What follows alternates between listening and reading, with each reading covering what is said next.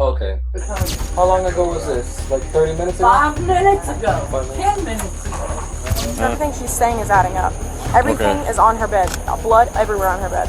On June 9th, 2024, just past midnight, the Marion County Sheriff's Office received a chilling call from a 91-year-old woman in Reddick, Florida. Her voice trembled. She could barely form a sentence, just enough to beg for help. And when deputies arrived, the scene inside her home was beyond anything they expected.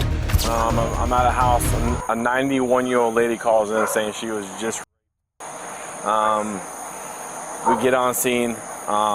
She's beat up really bad, and I guess she says she went to bed, woke up, and there's someone standing over her with a Spanish accent, and he just starts beating the hell out of her.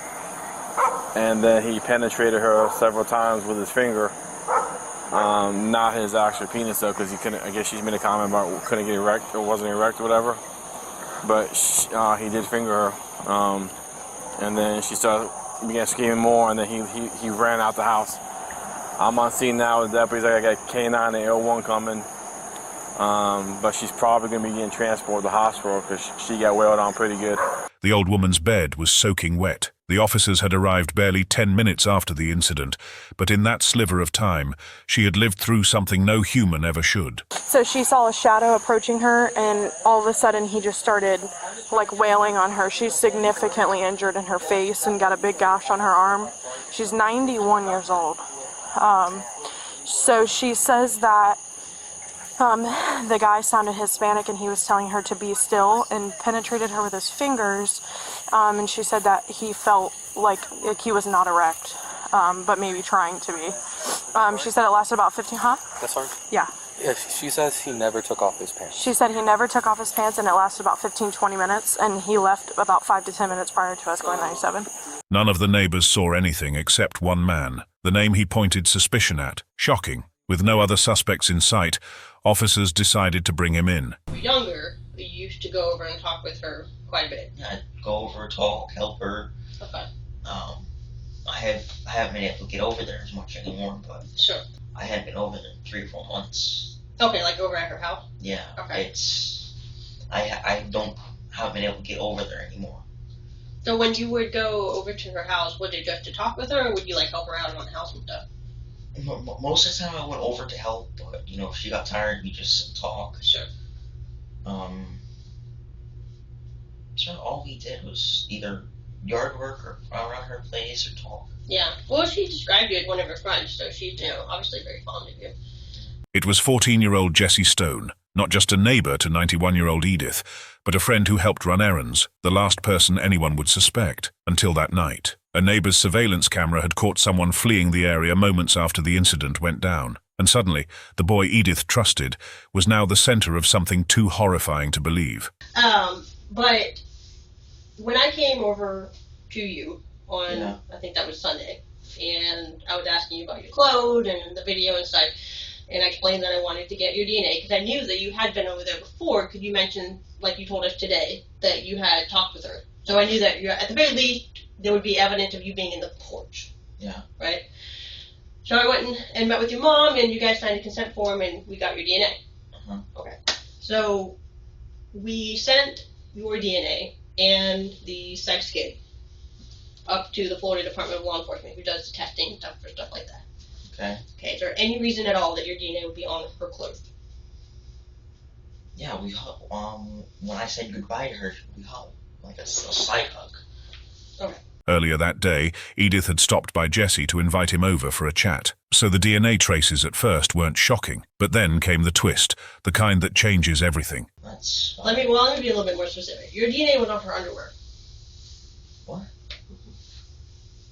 And so I want you to really use this time here to be honest with me about what happened that night, because I think that we know what happened, and I think that your mom knows what happened because she also wrote down a list of times that you went in and out of the house that night, to include the time that the call came in. And I think you probably know that you wouldn't be in here unless we had a good reason to put you in. I don't see. What? It's not about see, Ray John. It's truth. Yeah, I truth. Jesse didn't look shocked. He looked terrified.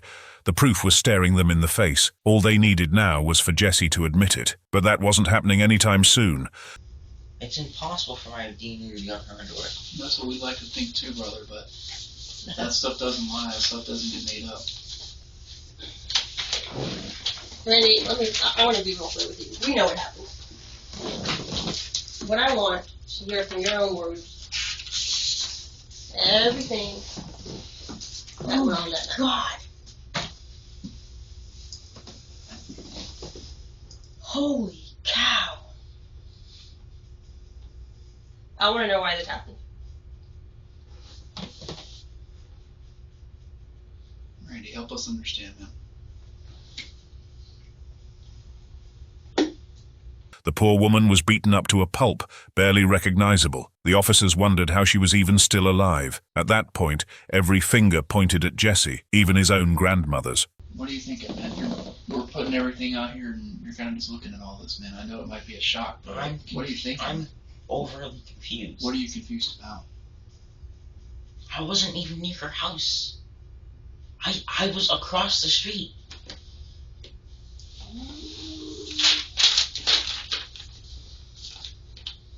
A whole hour. You were gone. Yeah. I said I was gone for about an hour. Well, it so happens that you came back. Now, granted, this is notes that your mom told, but 43 minutes past midnight, you came from the outside with your shoes in your hand. Why were you holding your shoes? And don't forget that we have this.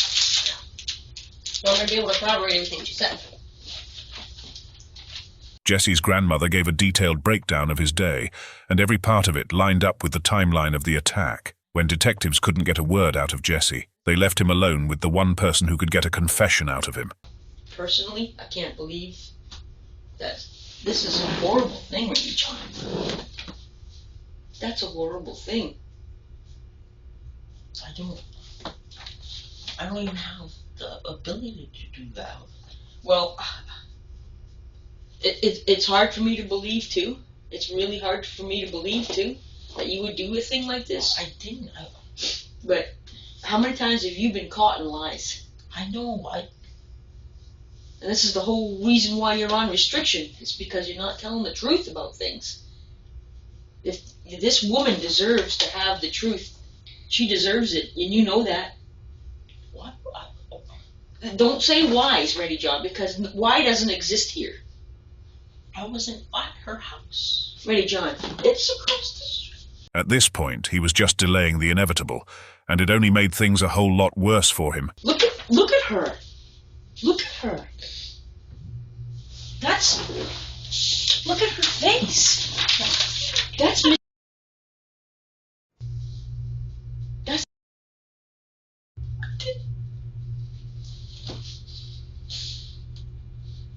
I don't even think like that.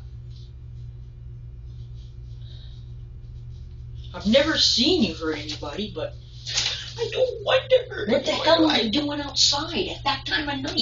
It doesn't make any sense. Do you understand? Ready, John, it doesn't make any sense. There's a million different things you can do. Being outside where you don't belong, and you know you don't belong out there. I'm sorry, but I'm an outdoorsy person. You're not an outdoorsy person. You're a sit in front of the TV kind of guy. When I don't have TV, I'm outside. Well, I don't know. I hope and pray you did not do this to this I woman. didn't. I hope and pray. I hope and pray you did not do this. Because this is horrific. This is a human being. And she deserves justice. Anyone who knew Jesse would have sworn he wasn't capable of something like this, even Edith herself, and that was the most disturbing part of it all. The betrayal ran deep. After his grandmother left the room, it was time for the detective drop another bomb. I don't think that person intended to hit them. Though you did a very specific thing, Randy John. I'm not judging you for it. I'm not saying you're a bad person for it, but you'd have to agree that putting your fingers inside is a very particular thing. That just doesn't happen on accident, and I know you know that.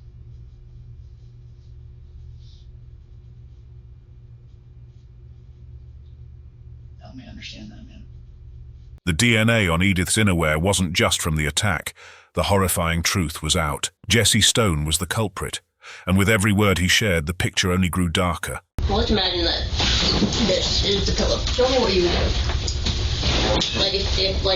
If she was kind of in front of you, show me what you were doing.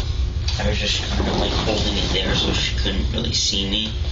And I was holding it down a little harder, closer to her mouth so she couldn't really scream or yell. Okay. And at some point you said you told her to what did you say? To be quiet? I didn't say anything, I don't remember. Okay, I thought you said that you told her to be quiet. Okay. Why'd you put the pillow over her mouth? Because I didn't want her to scream. I was just shaking. Was she screaming? She's trying to say something. Okay. The room was already dark when Jesse stepped in. The pillow was not needed. His intent wasn't just to hide, it was to silence. And if that meant putting her life at risk, so be it. But now, one question loomed large. Why did Jesse go to her house that night at all? What were you watching on the iPad?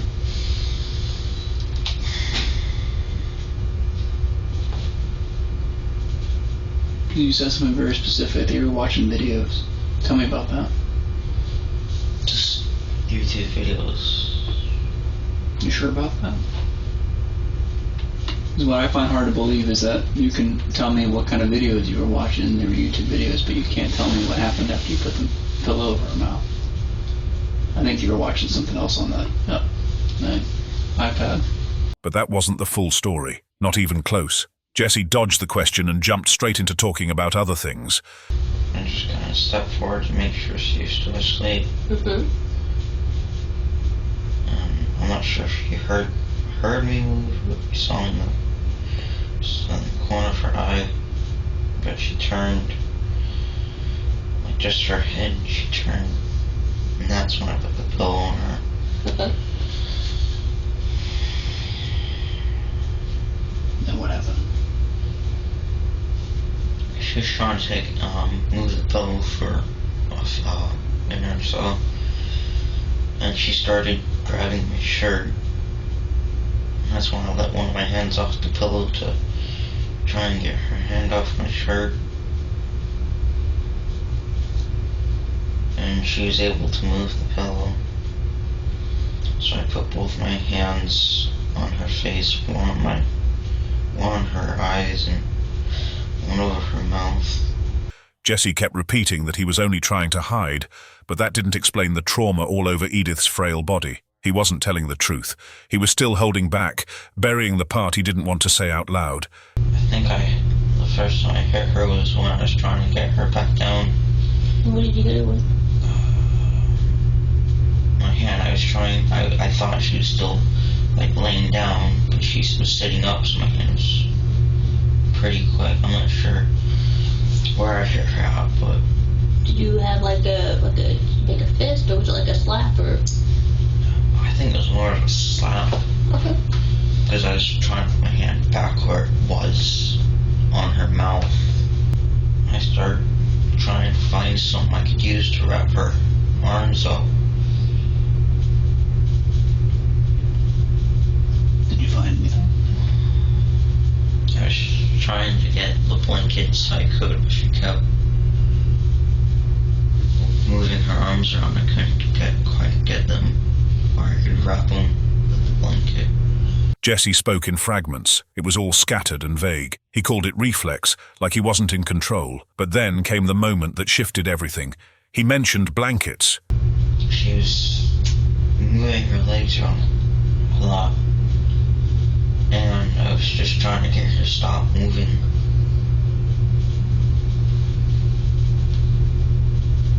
Okay. Is that why you got on top of her? I believe so. Because you're wrapping her arms up, man. You're putting her on her stomach.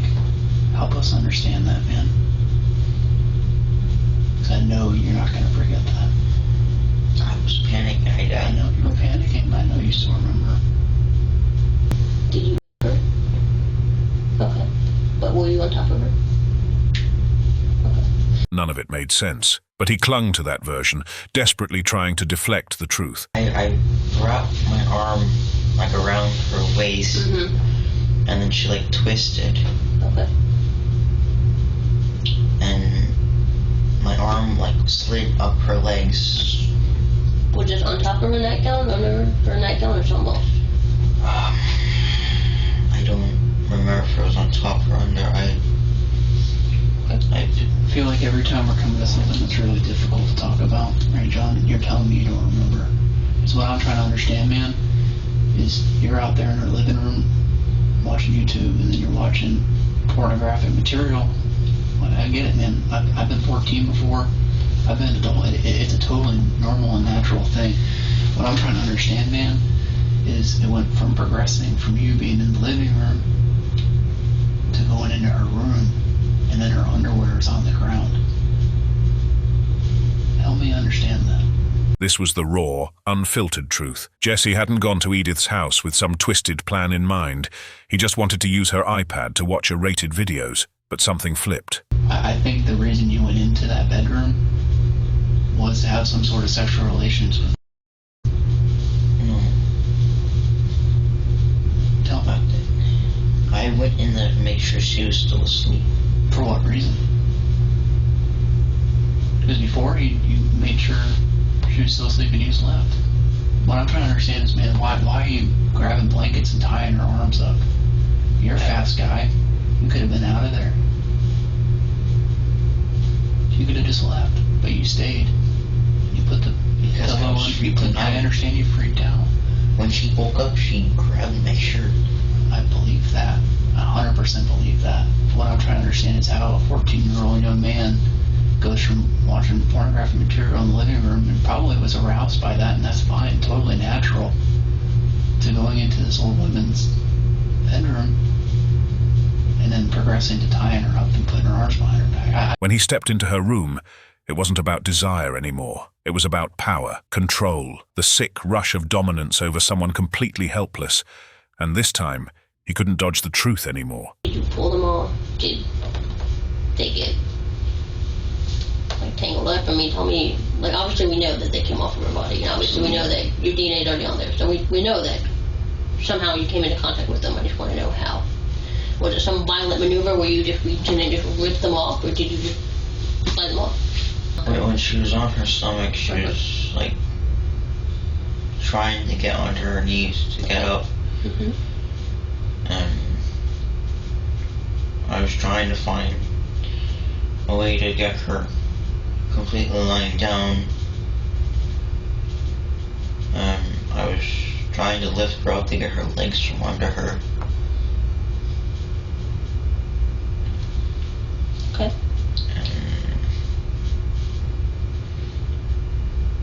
I lifted her by her underwear. Okay. And then I was trying to like get her legs from under her, and then I ended up pulling them off of her. Throughout the entire interrogation, Jesse kept taking long, heavy pauses. It wasn't because he was trying to remember, it was because he was rewriting a new detail. She said, I'm sorry, she said if you what? If you stop now, then no one would know, or something like that. She said that to you? And what did you say?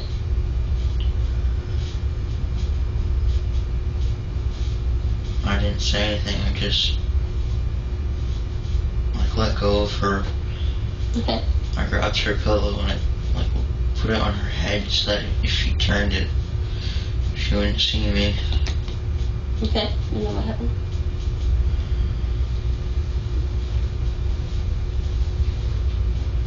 I left through the door, then I went to my house.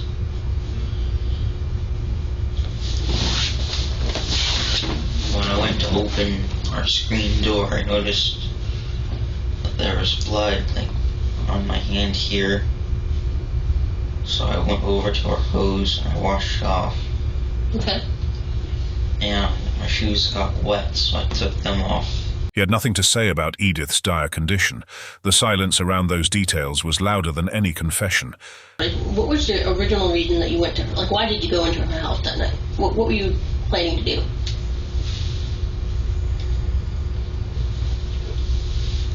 Just chill somewhere where I wasn't being watched and I didn't have to quite be outside. Okay, so were you planning to use her iPad? Planning, no, just something that came to mind when I was there. So, Kind of an opportunity deal. Yeah. okay. And that's when you were watching the pornography and stuff? Okay. This was the only part Jesse seemed truly honest about. His grandmother had kept him on a tight leash, strict rules, limited internet, constant supervision. But what started as a simple urge to break free twisted into something unthinkable. So, how old were you when you started watching the porn videos?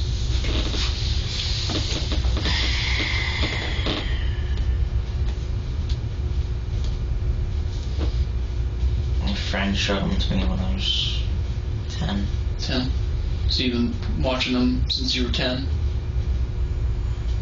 Off and on, yeah. Okay. How often do you think you were watching them before you got put on restriction? Once or twice a week. Okay. And what kind of stuff were you watching?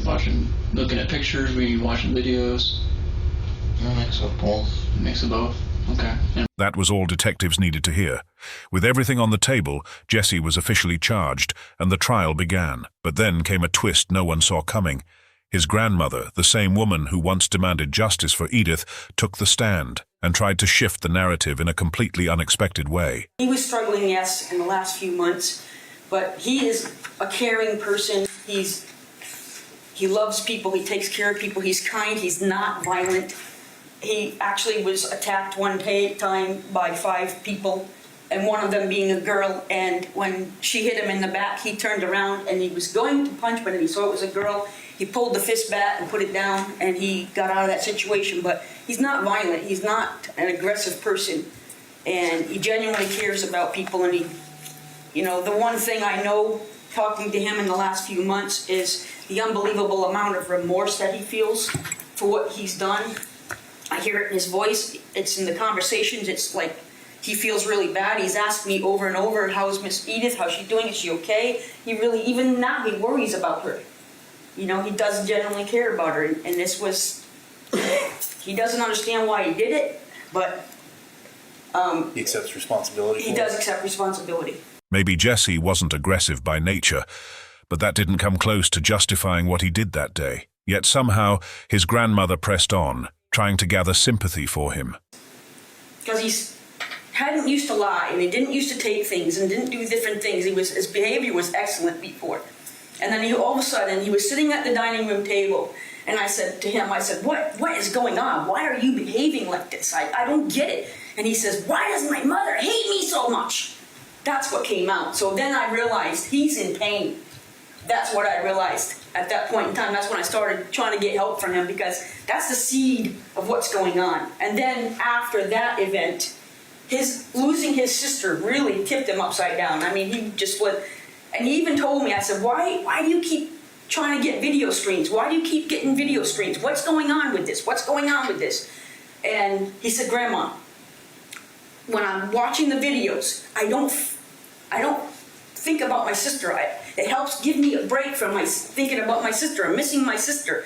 So that's what he was doing. He was kind of using the videos. These reasons were as futile as they could get. According to the interrogation, Jesse didn't just end up in Edith's home that night. He had waited for the perfect moment, and when a gate was mistakenly left open, he took his chance. He got introduced to pornography, actually, from his father. And that happened when he was in the 4th grade. And he got in trouble for being on a website at school that was pornographic. It was something that, I think what it was, my son spelled out the words to him, is what my grandson told me. And then he went to school and he typed those letters in, and that's what it was. And it wasn't, I think he told me it was kind of, the school told me it was kind of like boy on boy type of pornography. Is there anything else you'd like Judge Herndon to know about Jesse?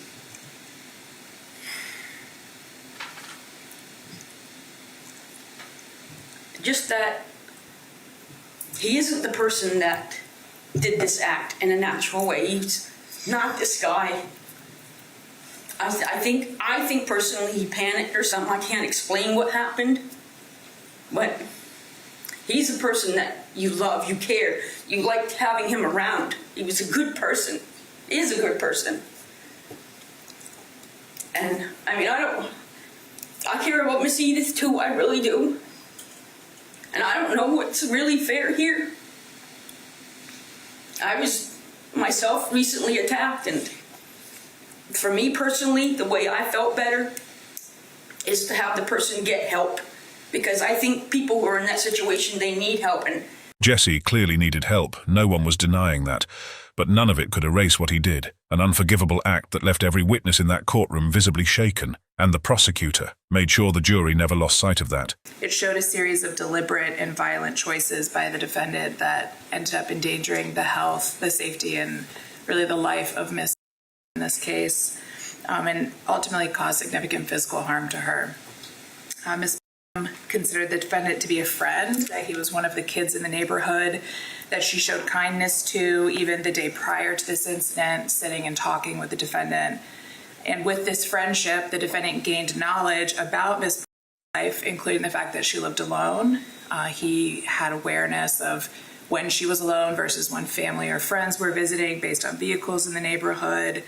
He knew the layout of her home, and he was close enough with he helped teach her how to use her iPad, and knew that she had that device in her home that he would be able to access.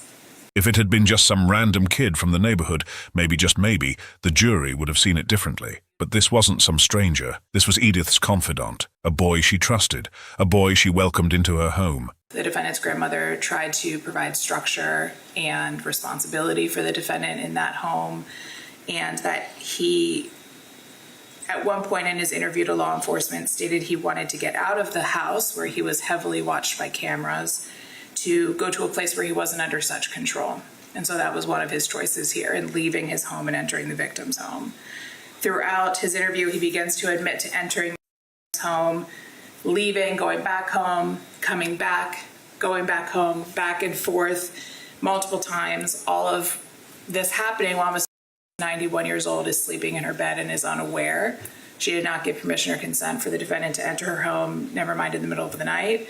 If Jesse's grandmother truly saw that he needed help, she never acted on it. Instead, she tightened the rules, shut down his access, and tried to control what she couldn't understand. So now, standing in court, pleading for mercy on his behalf, it rang hollow. The defendant admitted to using that device, the iPad, to watch pornography, which law enforcement later determined include pornography with elderly adults. And what is clear from the testimony presented to the court is that these circumstances, the defendant being in this home, escaping that control, watching the pornography, caused him to be sexually aroused, and shows the court his sexual intent for why he entered the home and why he ended up attacking. During his description of the physical attack, it shows his recklessness and the extreme danger that he was putting her in through his choices.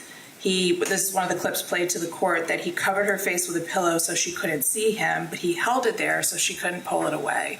This is a very dangerous decision by the defendant that could have led to her being suffocated. Every step Jesse took that night spoke louder than any excuse he could offer. This wasn't just a crime. It was a betrayal of the cruelest kind, and for that there was no forgiveness. She was strong enough to fight back. The defendant, this was described to the court through both the testimony provided by the victim, but also through the defendant's admissions, that he then had to take a number of actions to restrain her so he could regain control over the situation. This included covering her eyes and mouth with his hands so she couldn't see him, many attempts to try to hold her down. At one point in one of the clips we played for the court, the defendant states that he was looking for something to wrap her arms up with to physically restrain her, and that he repositioned her, flipping her on her stomach where he could be on top of her in order to have complete control and power over her physically in that moment. Jesse had a choice, a clear one. When Edith noticed him, he could have just left. He was fast enough to run, to disappear before she even reached for help, but he stayed, and in that moment, he chose to take it even further. And it was during that positioning that he committed the sexual battery of the digital penetration of the victim. And what is described by the defendant's own admission shows this was not him simply panicking, but that there were a number of very intentional decisions he made that inflicted harm on me, just to sleep in her bed. once he entered her bedroom while he was inside the home after watching the pornography. The defendant then describes, after the sexual battery, even additional steps that were intentionally made to prevent him from being identified or to cover up his crime that he had committed, including covering her face again with a pillow so that she couldn't see him when he left the room, and then seeing he had blood on his hands, washing that off. The prosecution stood firm, urging the judge to sentence Jesse Stone to no less than 30 years behind bars. Meanwhile, Stone's attorney made one final plea, grasping at anything left to soften the blow. Mr. Stone is before the court. He was 14 years old when this event happened. He had absolutely no prior criminal history on his score sheet whatsoever. He's never even been on probation with the Department of Juvenile Justice, obviously never been committed to a juvenile program. His brain was nowhere near fully developed when this incident happened and is still probably 10 years off from that being the case. He had a relatively difficult childhood. He had no father figure in his life whatsoever. And certainly none of this is an excuse or a justification by any means for what happened. He is remorseful about what happened. You've heard testimony about that. He pled guilty. But he, lost contact with his sister, I believe shortly before this happened. He very minimal contact with his mother, and he was essentially raised by his paternal grandmother. They argued his brain wasn't fully developed, that he couldn't fully grasp the weight of what he'd done. But the truth? It still happened, brutally, mercilessly. And while the defense knew that, they still tried to offer alternatives. Dr. Williamson does indicate that he would benefit from specialized psychiatric, psychological, and sex offender treatment. The Department of Juvenile Justice is well equipped to handle that with a 14-year-old child. The Department of Corrections, it's our position, would not be. They're accustomed to dealing with adults and even teenagers that are older, in the neighborhood of 17 or 18 years old. Mr. Stone would be in a better environment if he were around kids his age and not institutionalized with people in prison, other adult sex offenders in prison, and things of that nature. None of that is going to benefit him in growing up and growing out of this and being rehabilitated. Certainly there has to be some punishment involved, and we acknowledge that, but there does need to be, we believe, some element of rehabilitation that he's not going to get in the state prison system as a 14-year-old sex offender. If the court is inclined to send him to prison, we would ask that it be as a youthful offender with a portion in prison followed by a portion on sex offender probation so that he can get the treatment that he needs in an outpatient type setting. He scores, I believe, around 135 months. If the court is not inclined to give him juvenile sanctions or youthful offender sentence, we believe that that would be a rather substantial punishment, almost as many months as he was alive at the time of this incident, to be followed by probation. Your Honor, sentencing him to 30 years or 40 years or 50 years in prison for his first ever arrest. We agree that there does need to be some punishment here, but he's 14 years old and has never been arrested before, so we just ask the court to have mercy on him. The defense did what they could, tried their best to plead for mercy, but the arguments felt too far-fetched, too detached from the horror of what actually happened. The judge didn't hold back. She delivered the final sentence. I do not think juvenile sanctions or youthful offender sanctions are appropriate under these circumstances. His actions are egregious, and the victim in this case is lucky to be alive under these circumstances. All right, Mr. Stone, this is unfortunate for you, for the victim, for both of your families. I'm going to start with count 2. It's a burglary of a dwelling with a battery, which is punishable by up to life in prison. You're adjudicated guilty and sentenced to 25 years in the Department of Corrections. That's going to be followed by 30 years of sex offender probation. You're going to have to follow the sex offender probation conditions set forth in 948.30, which includes sex offender treatment, a variety of other things, including polygraphs, no use of the internet without a risk assessment, no contact with children under the age of 18. What Jesse Stone did was brutal, deliberate, and unforgettable, and the court made sure he would pay for it. Jesse Stone was sentenced to 25 years in Florida State Prison, followed by 30 years of sex offender probation. He must register as an offender for life and complete anger management counseling. Any hope for juvenile placement was shut down immediately.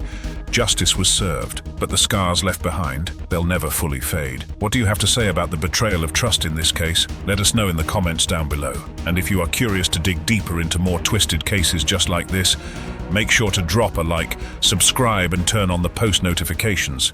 Thanks for watching.